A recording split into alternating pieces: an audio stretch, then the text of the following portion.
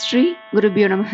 அனைவருக்கும் நமஸ்காரம். இன்று நடராஜருக்கு நடக்கும் மகா அபிஷேகங்களில் ஒன்றான சித்திரை திருவோணம் மற்றும் அஷ்டமி இணைந்த நாள். ஒரு ஆண்டில் 6 நாட்கள் நடராஜருக்கு அபிஷேகம் நடத்தப்படும். இதில் 3 நட்சத்திர நாட்கள், 3 திதி நாட்கள். அதில் ஒன்று சித்திரை திருவோணம். தேவர்கள் வழிபடும் சிவமூர்த்தம் நடராஜர். தினமும் 6 கால பூஜைகள் செய்து அவர்கள் அவரை வழிபடுகிறார்கள். நமக்கு ஓர் ஆண்டு என்பது தேவர்களுக்கு ஒரு நாளுக்கு சமம். அப்படி இருக்க அவர்கள் அபிஷேகம் செய்த 6 காலங்களே இந்த 6 தினங்கள் என்கின்றன புராணங்கள். தேவர்கள் வழிபடும் காலத்தில் நாமும் நடராஜ பெருமானை அபிஷேகம் செய்து வழிபட வேண்டும் என்று வகுத்துள்ளனர் நமது முன்னோர்கள். நடராஜருக்கு அபிஷேகம் நடைபெறும் இடத்தில் 30 கோடி தேவர்களும் அரூபமாய் எழுந்தருளியிருப்பதாக ஐதீகம். எனவே அந்த நேரத்தில் நடராஜரின் அபிஷேகத்தை தரிசனம் செய்து நாம் வேண்டிக் கொள்ளும் வேண்டுதல் யாவும் நிறைவேறும் என்று சொல்லப்படுகிறது. குறிப்பாக வறுமை நீங்கும், செல்வச் செழிப்புடனான வாழ்க்கை அமையும், பாபங்களிலிருந்து விடுதலையும், பிறவி பெருங்கடலை கடக்க நல்ல அருளும் சித்திக்கும். அனைவரும் இன்று சிவாலயம் சென்று நடராஜ பெருமானின் அற்புத அபிஷேகத்தை தரிசிக்க முயற்சிக்கலாம். இந்த சிறப்பு மிக்க வைபவத்தினை கண்டால் புண்ணியம் ஏற்படும் என்பது மட்டுமல்ல, நினைத்தாலே புண்ணியம் உண்டாகும். அதனால் இயலாதோறும் அவரவர் இருந்த இடத்திலிருந்து நடராஜ பெருமானை பிரார்த்தித்து அரியதொரு ஸ்தோத்திரமான பதஞ்சலி முனிவர் இயற்றிய நடராஜ ஸ்தோத்திரம் பாராயணம் செய்து இந்த வைபவ நாளில் சிவன் அருளை பெறலாம். அத்துடன் அஷ்டமியில் ஆதிசங்கரர் அருளிய காலபயம் போக்கும் 16 வகை செல்வங்களையும் முக்தியும் தரவல்ல காலபைரவாஷ்டக்கும் சேர்த்து பாராயணம் செய்யலாம். நடராஜ பெருமானின் அரியதொரு ஸ்தோத்திரம்னு பார்த்தோம். ஸ்தோத்திரம் சொல்றதுக்கு முன்னாடி அதன் சிறப்புகளை தெரிந்து கொள்ளலாம். ஸ்ரீ பதஞ்சலி முனிவர் இயற்றிய நடராஜ ஸ்தோத்திரம் சம்பு நடனம், நடேச மகிமா, நடேச அஷ்டகம் அப்படின்னு அழைக்கப்படுறது.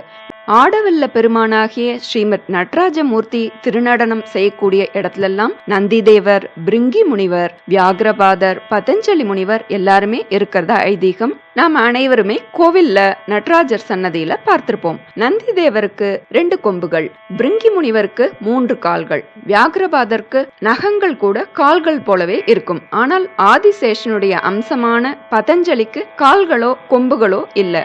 ஆக அனைவருமே பதஞ்சலி முனிவரை கேலி பண்றா. அதை கேட்ட பதஞ்சலி முனிவரோ, எனக்கு காதும் கண்ணும் ஒன்றே அப்படின்னு சொல்லி இறைவன் ஆடுறத பார்க்கிற போதே அவருடைய திருவடிகளோட தாள லயத்தையும் நான் உணர்ந்து கொள்றேன். அதற்கு ஏத்தாப்புல கொம்பும் காலும் இல்லாத ஸ்தோத்திரம் ஒண்ணு செய்யறேன் அப்படின்னு சொல்லி இந்த ஒரு அழகானதொரு ஸ்தோத்திரத்தை பாடினார். அதாவது இந்த அற்புதமான ஸ்தோத்திரத்துல ஆகாரம் என்னும் கால் கொண்ட நெடில் எழுத்துக்களும் ஓகாரம் என்னும் கொம்பு கொண்ட எழுத்துக்களும் இல்லாததாக அமைந்துள்ளதான் இதனுடைய சிறப்பு. சரணம்னா கால், ஸ்ருங்கம்னா கொம்பு. தனக்கு கொம்பும் காலும் இல்லை என்று கேலி செய்ததால் கொம்பும் காலும் கொண்ட நெடில் எழுத்துக்கள் இல்லாத சிறப்பானதொரு ஸ்ரீ சரண ஸ்ருங்க ரகித நடராஜ ஸ்தோத்திரத்தை நமக்காக படைத்துள்ளார். அந்த ஆடல் வெல்ல பெருமான் ஆடுகிற போது அவருடைய திருவடி சதங்கைகள் ஜல ஜல ஜல ஜலன்னு ஒளி எழுப்புகின்றன.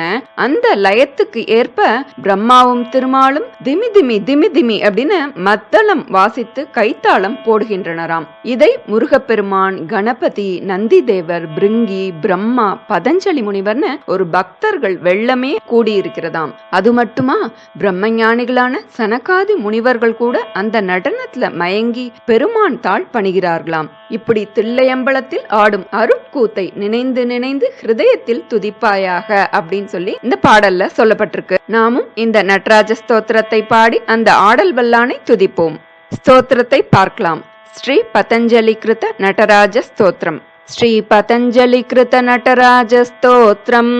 சதஞ்சித முதஞ்சித நிகுஞ்சித பதம் ஜல ஜலம் ஜலித மஞ்சு கட்டகம் பதஞ்சலி திருகஞ்சன மணஞ்சன மச்சஞ்சல பதம் ஜனன பஞ்சன கரம் கதம்பருச்சிமம்பர வசம்பர மமம்புத கதம்ப கவிடம்ப ககளம் சிதம்புதி மணிம்புத ஹிருதம்புஜ ரவிம்பர சிதம்பர நடம் ஹிருதி பஜ ஹரம் திரிபுரபஞ்சன மணந்த கிருத கங்கண மகண்ட தயமந்தரஹிதம் விரிஞ்சி சுரசம்ஹதி புரந்தர விசிஞ்சித பதம் தருண சந்திரமகுடம் பரம்பத விகண்டித யமம்பசித மண்டித தனும் மதன வஞ்சன பரம் சிரந்தன மமும் பிரணவ சஞ்சித நிதிம்பர சிதம்பர நடம் ஹிருதி பஜ அவந்தமகிலம் ஜகதபங்க குணதுங்க மமதம் திருத விதும் சுரசரித तरङ्गनिकुरुम्बधृतिलम्पटजटं शमणडम्बसुखरं शिवं दशदिगन्तरविजृम्भितकरं करलसन्मृगशिशुं पशुपतिम् हरं शशिधनञ्जयपतङ्गनयनं परचितम्बरनटं हृदि भज अनन्तनवरत्नविलसत्कटककिङ्किणिजलं जलजलं जलरवम् मुकुन्दविधिहस्तगतमद्दललयध्वनिदिमिद्दिमितनर्तनपदम् शकुन्तरतबर्हिरतनन्दिमुखभृङ्गिरिटिसङ्गनिकटम् सनन्दसनकप्रमुखवन्दितपदं परचिदम्बरनटं हृदि भज अनन्तमहसं त्रिदशवन्द्यचरणं मुनिहृदन्तरवसन्तममलम् कबन्धवियदिन्द्ववनिगन्धवहवन्हिमकबन्धुरविभञ्जुवपुषम् अनन्तविभवं त्रिजगन्तरमणिं त्रिनयनं त्रिपुरखण्डनपरम् सनन्दमुनिवन्दितपदं सकरुणं परचिदम्बरनटं हृदि भज अचिन्त्यमलिवृन्दरुचिबन्धुरगलं कुरितकुन्दनिकुरुम्बधवळम् मुकुन्दसुरवृन्दबलहन्तृकृतवन्दनलसन्तमहिकुण्डलधरम् अकम्पमनुकम्पितरतिं सुजनमङ्गलनिधिं गजहरं पशुपतिम् धनञ्जयनुतं प्रणतरञ्जनपरं परचिदम्बरनटं हृदि भज परं सुरवरं पुरहरं पशुपतिं जनितदन्तिमुखषण्मुखममुं मृडं कनकपिङ्गलजटं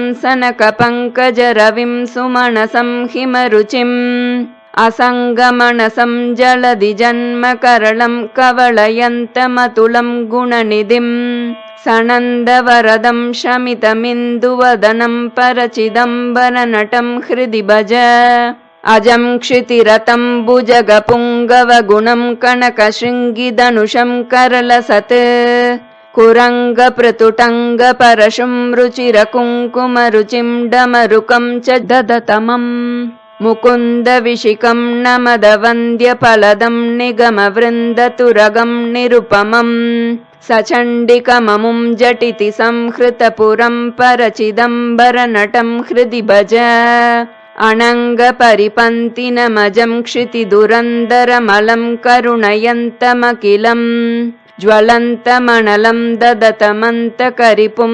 सततमिन्द्रसुरवन्दितपदम् उदञ्चदरविन्दकुलबन्धुशतबिम्बरुचि संहति सुगन्ति वपुषम् पतञ्जलिनुतं प्रणवपञ्चरशुकं परचिदम्बरनटं हृदि भज इति स्तवममुं भुजगपुङ्गवकृतं प्रतिदिनं पठति यः कृतमुखः सदः प्रभुपदद्वितयदर्शनपदं सुललितं चरणशृङ्गरहितं सरः प्रभवसम्भव हरित्पतिहरिप्रमुखदिव्यनुतशङ्करपदम् स गच्छति परं न तु जनुर्जलनिधिं परमदुःखजनकं दुरितदम् इति श्रीपतञ्जलिमुनिप्रणीतं चरणशृङ्गरहित नटराजस्तोत्रं सम्पूर्णम्। श्रीगुरुभ्यो नमः। श्री कालभैरवाष्टकम्। देवराज सेव्यमान पावनाङ्घ्रिपङ्कजं व्यालयज्ञसूत्रमिन्दु शेखरं कृपाकरं नारदादियोगिवृन्दवन्दितं दिगम्बरं काशिकापुरादिनाथ कालभैरवं भजे। देवराज सेव्यमान पावनाङ्घ्रिपङ्कजं व्यालयज्ञसूत्रमिन्दुशेखरं कृपाकरं नारदादियोगिवृन्दवन्दितं दिगम्बरं काशिकापुरादिनाथ कालभैरवं भजे। भानुकोटिभास्वरं भवाब्दितारकं परं नीलकण्ठमीप्सितार्थदायकं त्रिलोचनं कालकालमम्बुजाक्षमक्षशूलमक्षरं काशिकापुरादिनाथ कालभैरवं भजे।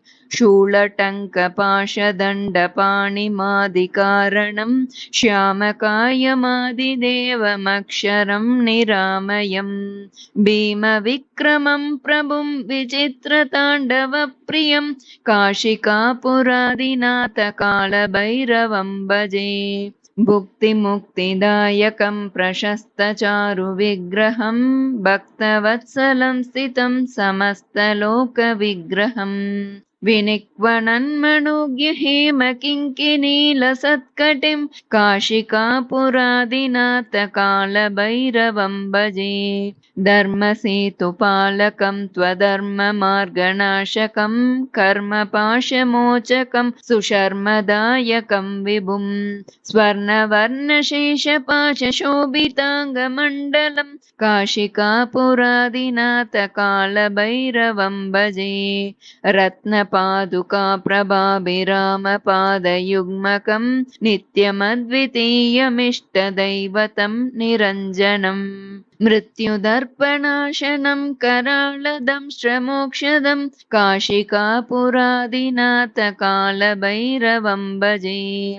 अट्टहासभिन्नपद्मजाण्डकोशसन्ततिं दृष्टिपातनष्टपापजालमुग्रशासनम् अष्टसिद्धिदायकं कपालमालिकाधरं काशिकापुरादिनाथ कालभैरवं भजे। भूतसङ्गनायकं विशालकीर्तिदायकं काशीवासलोकपुण्यपापशोधकं विभुं नीतिमार्गकोविदं पुरातनं जगत्पतिं काशिकापुरादिनाथ कालभैरवं भजे।